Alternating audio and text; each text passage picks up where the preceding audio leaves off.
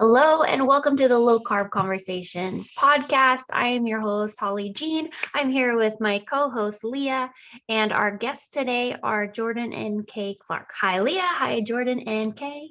Hey, everyone. Okay, so Jordan and Kay Clark, they are from Portage View Farms. They are homesteaders in Bellingham, Washington. They raise goats, chickens, pigs, still turkeys. They also have a really impressive garden. They have an orchard. So we are excited to have them on the show today. Welcome. Thank you for having us. Yes, thank you. So I found you two on Instagram because you make the funniest reels, and I just got hooked. So I moved from Southern California out to Oklahoma last May, and we moved here. Well, I moved here with homesteading dreams. I'm still getting my husband on board of that. And so I've been obsessed with trying to learn everything about like homesteading lately. So that's when I found you guys on Instagram. And I was like, I just love them so much. They are so funny. You make farming look fun. But I don't know. I'm assuming it's not all fun and games, right? It's got to be some hard work involved. There is a lot of hard work. Yes. Okay. A lot of projects. Mhm. We Yeah. try to showcase that online, but it's not always shown because sometimes it's even just conversations. But also, That- it's not all day long. Yes. You know, a lot of people Oh. think we're up at 5 and we don't go in the house until 8 o'clock at night. No. Yeah. I mean, we could be that way, but we're not. Yeah. I mean, we're, working in the garden maybe 1 hour a day, depending on what's going on. Yeah. Okay. So you weren't always homesteaders. Did I read that right? That you kind of left the corporate world to start homesteading? Do you let's tell us about your story and how the homesteading life chose you, or you Okay. chose it, or how it happened. Well, here's the backstory. So I'm actually living in the house I grew up in. My husband, Jeff, was corporate world telecommunications. He's an accountant by trade, by degree. And he started out with a local phone company and worked there. And from there, we moved to Coeur d'Alene, Idaho, back over to this side to Marysville, Washington, which is Everett, where the headquarters was. Then we went to Dallas. And then along about that time, about 4 years, GTE was going to merge and become Verizon. And so we had the opportunity to move to Boston, but also a lot of his friends and colleagues left and went to work for Quest Communications in Denver. And I would always come up here for the summer because it's hot in Dallas, right? So I'd come up here with my kids and we'd spend 5-6 weeks up here. And my husband would usually come up, either help me come up, or he'd come up and spend a week of vacation, and then we'd all go back together, help me back on the plane or whatever. But he says, I'm going to make a pit stop in Denver and interview for a job. Well, he was offered the job on the spot. He calls me, well, what do you think? And I'm like, well, Boston, Denver, but I'm thinking Denver sounds pretty good. So he didn't come. I hopped on a plane and bought a house in 4 days. Came back, packed up my kids, packed up the house, and we moved to Denver for about 7 years. And in the corporate world, when you get up to a certain position, you really don't have job security. And it was just time to leave. It was stressful. We decided to come back here and buy my parents' property. And I grew up gardening. My mom and dad, planted this orchard that we have and always gardened. I always helped my mom garden and can food.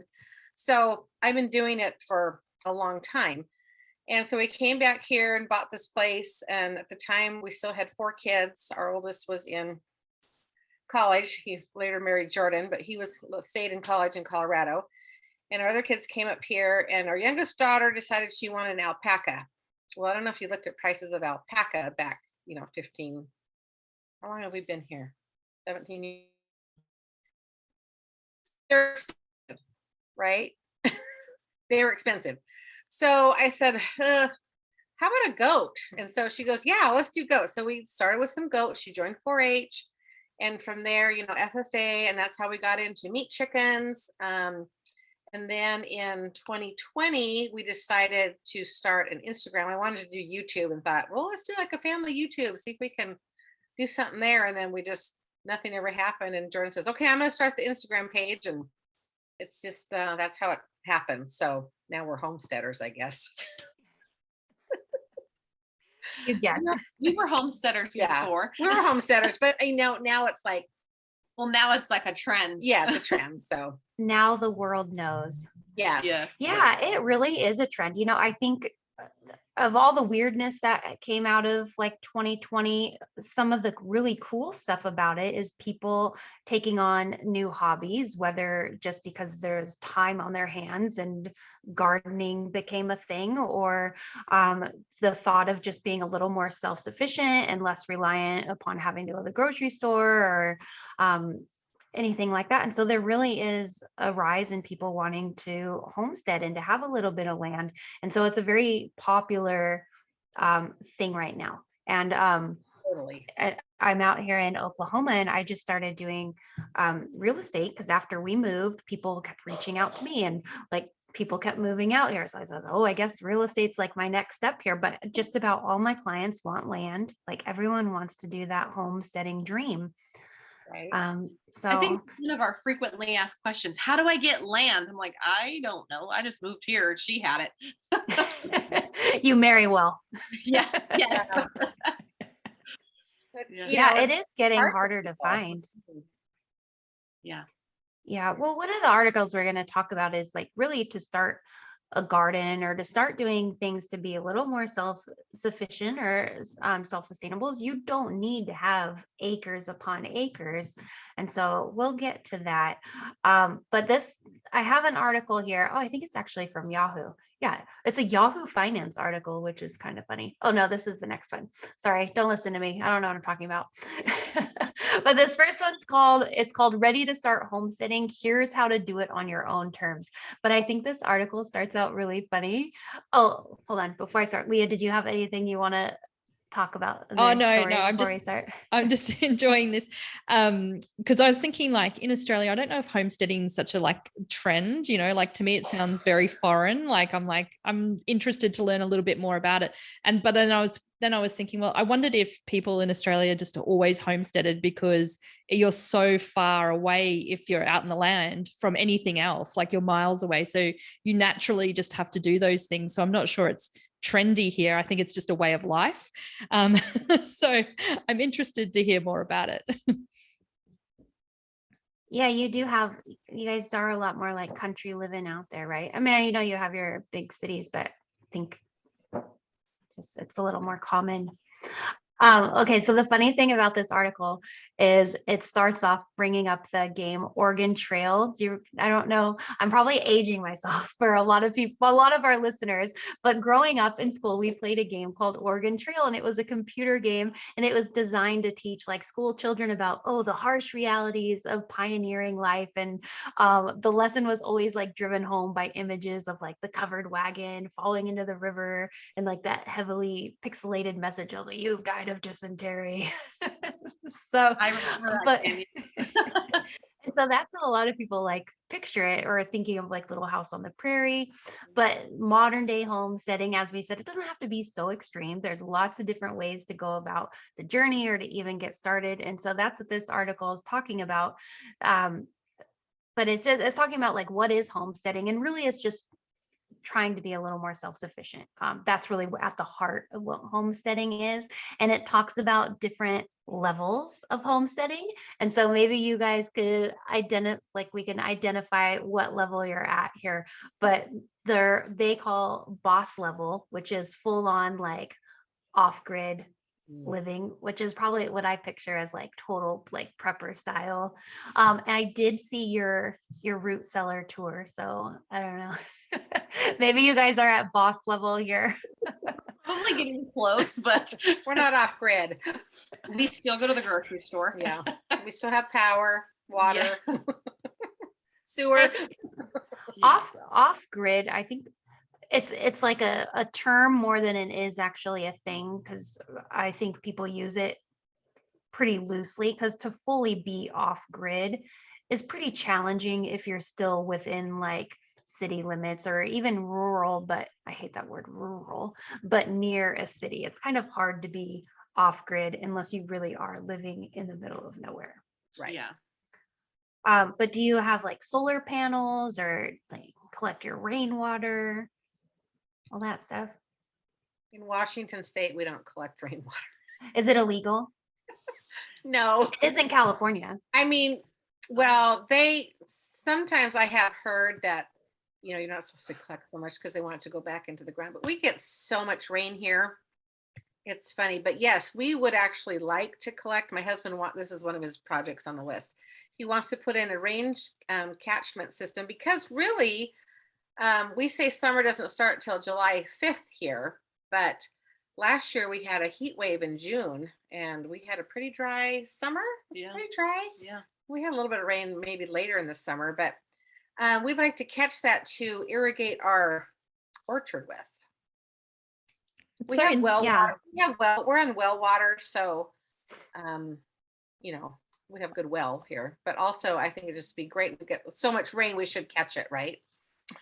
I find that really interesting because in most of the houses in Australia, in the suburban areas, we all have rainwater tanks, and we collect the rainwater to water the gardens. That's what we're using it for because we're in drought a lot of times, I guess. So when we're going through a phase now where there's a lot of rain, we're just collecting the rainwater tank and we all use that for our garden. So it's pretty common in every suburban household these days.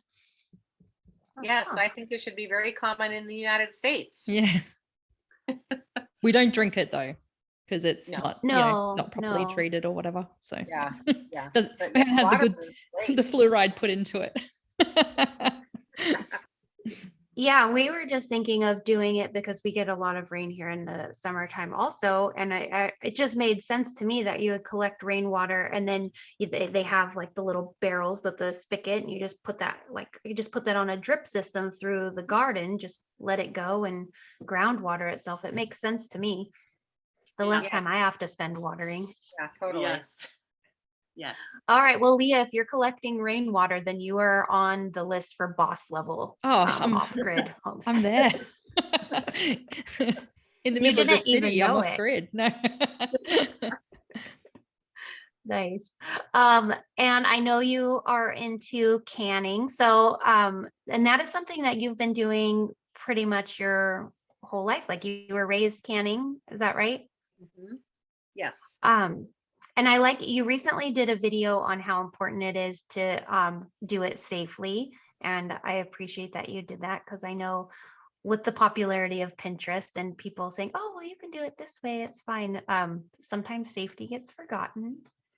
Yeah, I posted that on our TikTok account, not thinking anything would happen. And I got ripped apart by people who have no idea what they're doing. I'm like, nope.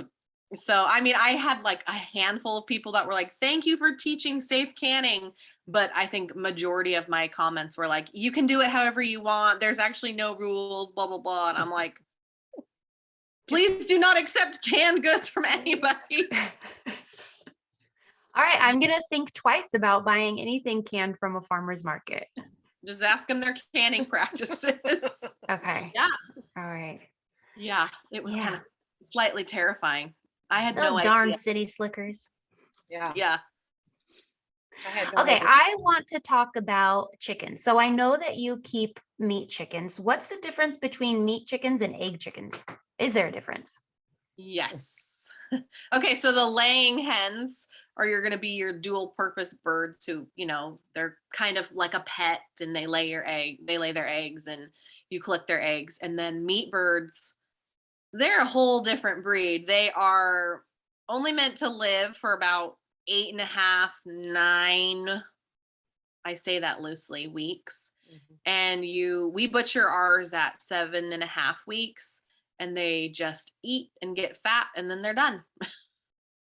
Okay.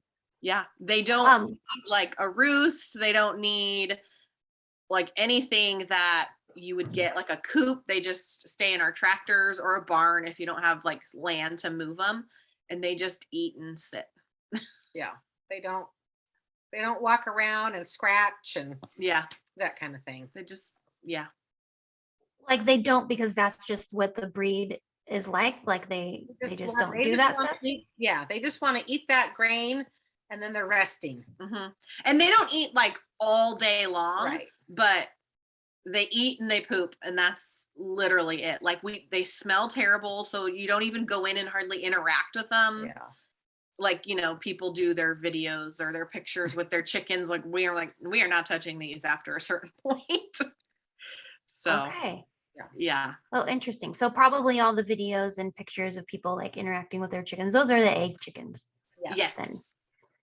Okay. Yes. Well, so when we moved to our place here, we have like a workshop barn type of thing, but it's really pretty inside. So it's more of like a party barn, like with the lights and everything. But on the back of our barn, we have like a dog run, but it's like kind of the perfect setup to be transitioned into a chicken coop. But I always said, well, I don't want it right there because aren't chickens stinky? Like I don't want them right there on the back of the barn if I'm going to be having like friends over. But Don't do that. okay. No, so even like the egg chickens are Layers. stinky. Well, yeah, because they poop too, and you've got to clean their coop. Yeah. True. And depending on how many you have. Yeah. I mean, we have got like how many 35 chickens and one of our tractors, and so that's also 35 chickens worth In a of small poop. space, yeah. Yeah. So, and that does smell worse. My mom has 4 little chickens, and her run's barely smelly, but she only has 4 and she cleans it daily. So Okay, so it just kind of depends. So since more and more people are getting chickens, even like in suburban areas and like regular neighborhoods that are zoned, I think a lot of like city limits around here, you can have maybe even up to 4 or 6 chickens within a city. So you can be living in a tract home and have chickens. And so more and more people are getting chickens. I know you can buy coops off Amazon, Wayfair. You can pretty much get a chicken coop anywhere now, but what are the do's and don'ts for shopping for a chicken coop? Like what's important for people to pay attention to for like safety and just organization? I'd imagine they're not all created the same. we actually don't even have laying hens. We Oh, don't even have that. It's on our list to eventually do it, and we are looking into like coop ideas. But we haven't even gathered all our information to honestly share what we would recommend with that. I would recommend something that is built good. Yeah. Because okay. they're, like you said, they're not all created equal. And we've come to learn too that chicken math is real, and you can go to Tractor Supply and see those little coops that are a couple $100, and I think you can fit like 4 chickens. Well, 4 chickens leads to 8 chickens, and now you're out of the coop. So I would always probably recommend starting bigger than what you aim for, because it just naturally you get more and more. And if you get a rooster and you're hatching and all that stuff, like it's a real thing that we've learned from our friends on Instagram, that you just go a little bigger. That's what we plan to do when we do start it eventually, but we're just not there yet. Okay. Back to me at boss level homesteading. I had chickens in the backyard. I know more about this than I thought. And we're in the middle of the city. So one big problem we had was rats coming in to eat the chicken food. So we actually had to give them away in the end, because when you get rats in Australia, you get snakes. So we had the big carpet snakes coming in to eat the rats. And then all the chickens, if they're that hungry, you know, the big snakes, and then they don't take ages to digest. And yeah, so our neighbors were kind of like, those chickens, they might be good for you, but they're not good for us, because we've got rats now in the backyard. And at night you could go to sleep and you could hear the rats squeaking outside trying to get into the food. So we were like, okay, we're done with that. And the other thing we had was foxes as well. And we are really in the middle of the city here with just little bits of bushland around. And those foxes can climb huge fences and get into the coops really easily. And I know a lot, like in the area that I live in as well, a lot of friends who have had chickens have had to be cautious of foxes. So they're living in suburbia as well. So yeah. So there's a few things to watch out for. So make sure you have to be like strict at putting the chickens away at night and locking them up and getting them out each day. And I think, you know, they're cute, but it's a lot of work. People don't realize, like, you can't just have them in the backyard and throw seed at them and watch them lay eggs. You have to actually do some work. And that's kind of slightly why we haven't done it yet, is we're like, we really want one more thing. I mean, we get eggs from a local friend who does chickens with eggs. And so we're still getting those farm fresh eggs without having to do the work. That sounds like a good plan. Yeah. So so you're already set up. So since you don't do eggs since you don't do chickens and you do eggs, like, would you say that it's easy, like within your local homesteading community, for you guys to like barter for things and kind of trade, and you just kind of like work out a system amongst yourselves? Yeah, in fact, the gal that we get eggs from, I used to trade goat's milk for eggs. And that's always fun. I love to do that. I think it's just a fun thing to barter. Yeah. Mhm. Kind of neat. Yeah, that's a fair trade. All right. Well, I want to switch gears and talk about gardening. And Leah has this next article, but I have so many questions, but I'm going to stop talking. I'm going to let Leah do it.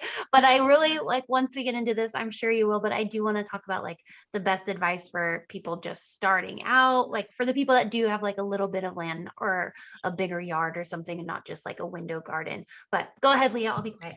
Well, I found this article really interesting because I'm sitting here sweating in the middle of summer, and we're talking about the best plants to plant after winter, coming into spring. So, so for the Australian, New Zealand listeners, like, you might just have to switch around. But I thought I'd start off with, so this article is just looking at like all the jobs that you need to get done kind of like at the end of winter to prepare for spring. So do you guys have like a kind of just inherent checklist that you kind of go through after the winter's been? Do you get snow where you are, or is it just really cold? We get a little bit of snow, but it doesn't stay. This Christmas we had a freak snowstorm that I hadn't seen since I was a little kid. Yeah. But yeah, so we had that, but usually we get a cold snap in December, not super cold, where we might have to haul our water, that kind of thing. And then we get a cold snap usually in February, where we get Right. the north winds and stuff like that. So otherwise it's about average 40 degrees here, rain. So wind. Yes, we get a lot of wind.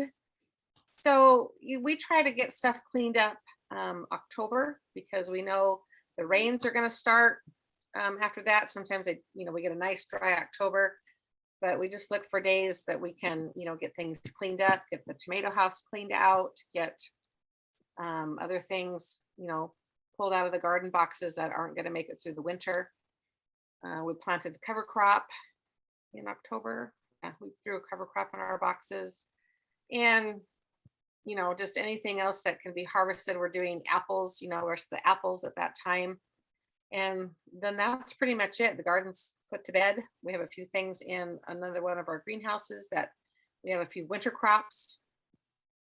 So you kind of like resting and restoring during winter, getting ready for the spring season. So spring, is that like your biggest kind of season of work that you need to get done to get things growing and getting them lasting through to summer?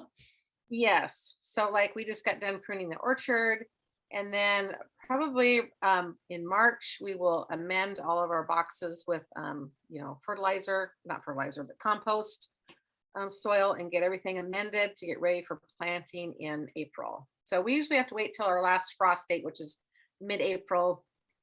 A lot of times people say, oh, don't plant till Mother's Day, but boxes, sometimes you can plant earlier than in the ground. A little bit warmer in the box. So you're growing stuff above the ground in boxes, and then and some crops on the ground. What kind of things are you growing? What kind of things do we grow? Yeah. Okay, so we grow only what we're going to eat is the one thing we tell a lot of people. Only grow what you're going to eat. So lettuce, of course. We love cilantro. We love broccoli, cauliflower, cabbage. I love beets. I do not love beets. I think I'm the only one. We love beets. Kids that love beets, but beets, onions. We're gonna do potatoes this year. Carrots. Beans, peppers. yeah, peppers, beans, Jalapenos. I guess that's a pepper. tomatoes.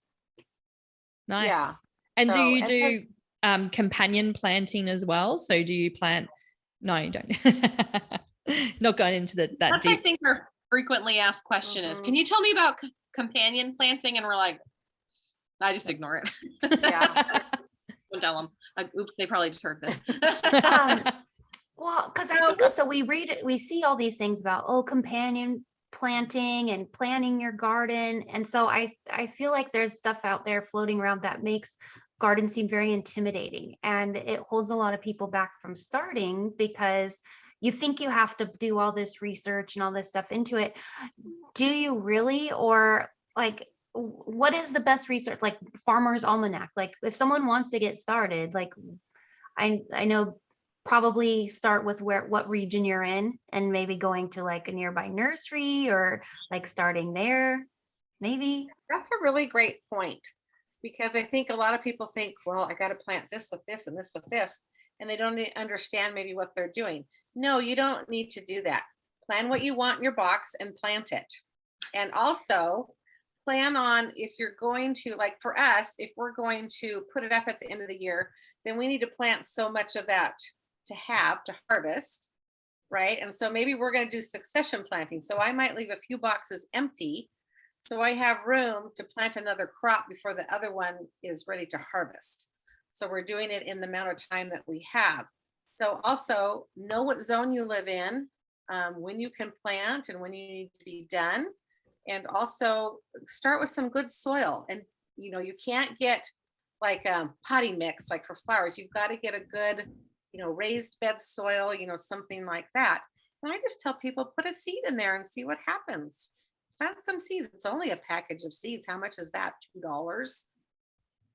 Just plant it and see what happens. And that's how you learn, because we don't have perfect crops every year. We have some failures sometimes. Yeah. People get overwhelmed and try to do it all, when I'm like, pick 3, get a little box. In the ground planting, I would say, is going to be a little more difficult than like in a raised bed, just because people's soils are so different and it's too hot. And with the box, I feel like you can control it a little bit better. But that can just be a little, what are those called? Raised box? A raised box, but right. No, like smaller, like you get like it a barrel? Maybe. I don't know. I lost. Like a planter kind of thing. Yeah, a planter. Yes. Yeah. If you're learning, just pick 3 things. Yeah. Yeah. I think then it's enjoyable. Yeah, and like starting with herbs or something like that, something that just throw a couple of seeds in and just watch it grow, and then you can start using that in the kitchen. Plant a salsa garden. Yeah. Yeah. A tomato and a pepper and some cilantro and an onion. Yeah. And we share a lot of it on Instagram, and we always try to teach people, start small, start with what you eat. It doesn't have to be big. And unfortunately, Instagram's just a place of comparing, even though we teach don't compare, you still do. And people sometimes will lose sight that she's been gardening for, I don't know, 20 years. That's making a huge difference in her knowledge and what she knows works and what she knows how to do versus someone new. So if you're new at it, start with 3, take notes. We made a garden journal for our followers to help write down what you're learning about it. So it's prompting you what to write instead of like, what do I write? It tells you what you can write, and then you can kind of learn from there and grow and add as you get better. I was going to ask about the journal because I just put it in my cart. I'm going to check out and get it. But I'm also looking at the really cute t-shirts you have with the little chicks on it and stuff. So I'm still shopping. But I was curious about the garden journal and what that was about, and if it helps you kind of plan, because like how you mentioned, Kay, like with the succession planning, like I don't even know where I'd know how to start. So do you start seeds inside and then just like keep seeds in little things until you're ready to plant them bigger? So, I'm such a noob. So when your growing season is happening, you can plant outdoors. You don't need to start your seeds. So we don't really start seeds. I utilize our local nursery who is big on all starts, and I'll plant some starts, I'll plant some seeds, that kind of thing right out, direct sow. They call it direct sowing. But if you wanted lettuce, maybe you just plant a couple of varieties, and then 3 weeks later you plant another row. And then 3 weeks later you plant another row. And then you always have fresh lettuce coming. But lettuce, likes cool weather. So same with the beans, when we planted one box, and then 3 weeks later I planted another box of beans. So we would have, this much to harvest now and this much, so it's not all coming on all at once. Yeah. You can stick it in the ground and grow it, but if you can kind of like step back and think, like you wouldn't succession plant tomatoes because they're too long of a growing season, that you need to get them in the ground all at once and then they produce and they grow. But yeah, something like lettuce, you would just do little bits at a time, because who needs 50 seeds worth of lettuce all at once? You would do like, okay, well, I eat 2 salads a week, so let me do a little bit, and then so it takes a little bit of like common sense when it comes to it, but people get too overwhelmed. But if you just step back and you're like, okay, let me think about this, that's kind of where you're like, oh, okay, it starts to make sense. It starts making sense a little bit more.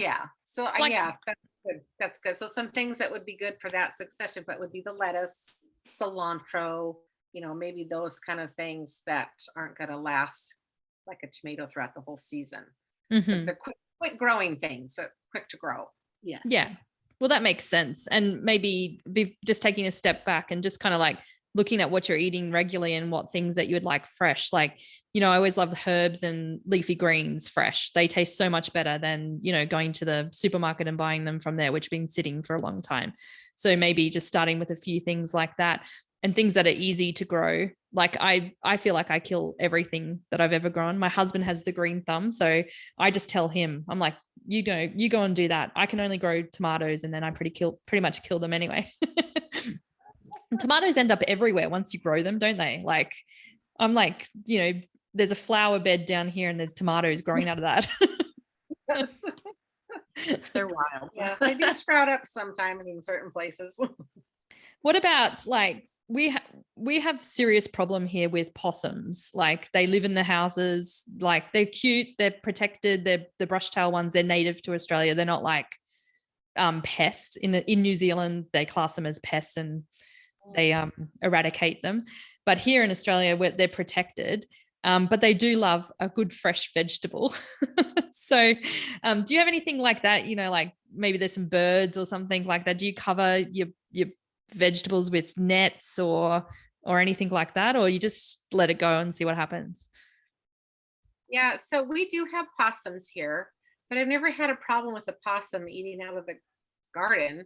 But we also have dogs that live, back in that area that bark at night.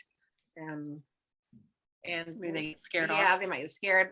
We do have some rabbits that are starting to multiply around here. So some will nibble, but a lot of problems that we have are slugs. Yeah.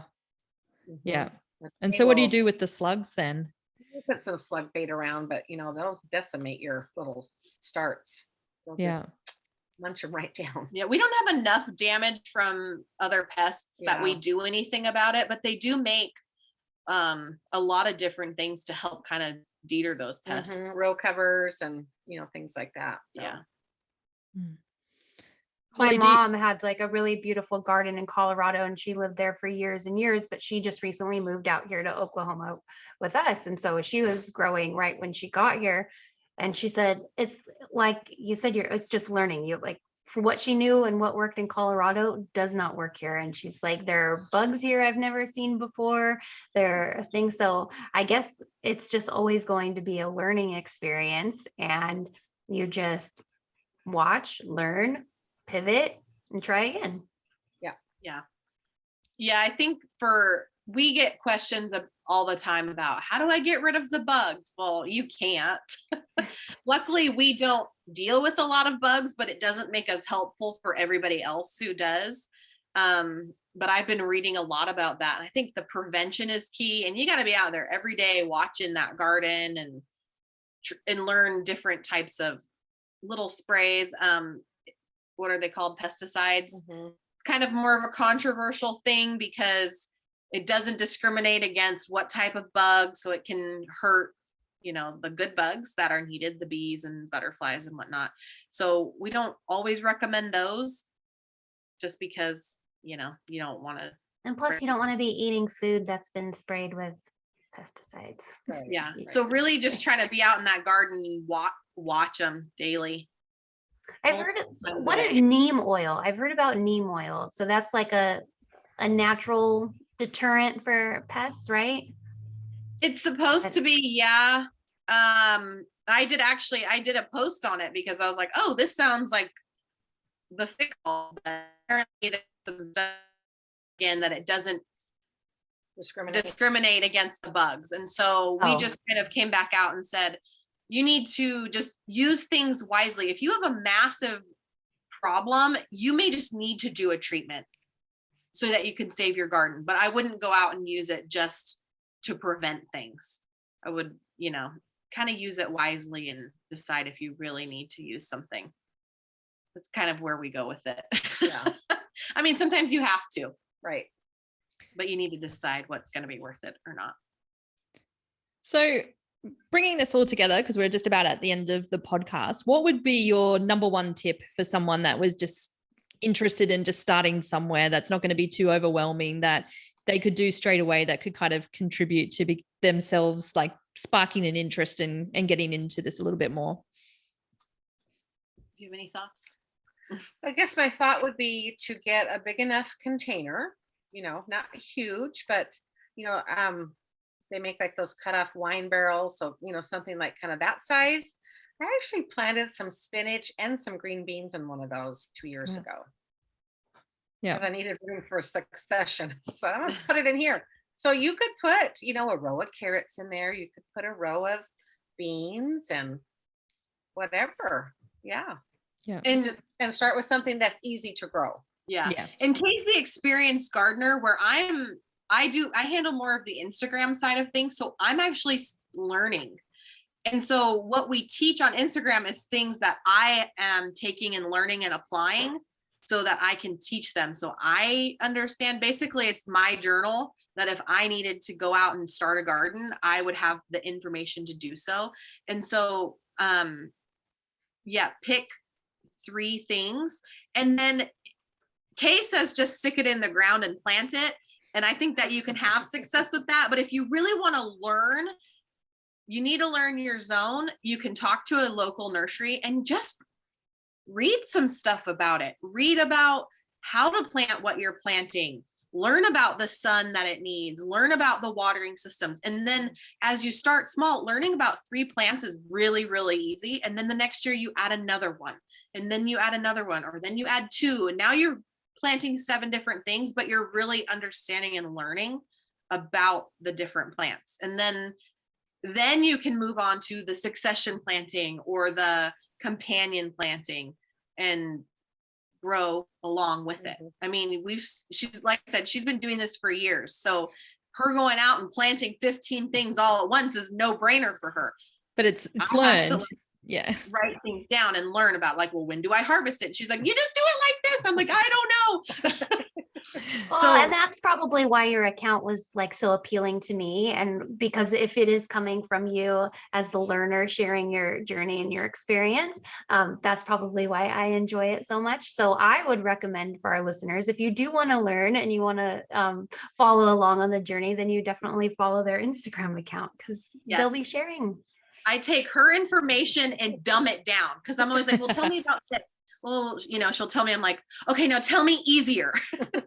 So I'm literally translating the knowledge to simple terms and making it so if I understand it, then I know new people will understand it, because I am new to it. So I love that. And I think that's like the essence probably of homesteading, right? You're passing this information on to other people, and where we probably used to just pass it on to one another, to neighbors, to children. We've lost that connection. So now you're doing it on a wider format through Instagram so people can still learn, and this knowledge that's inside can be passed on to everybody else. So I think that's amazing.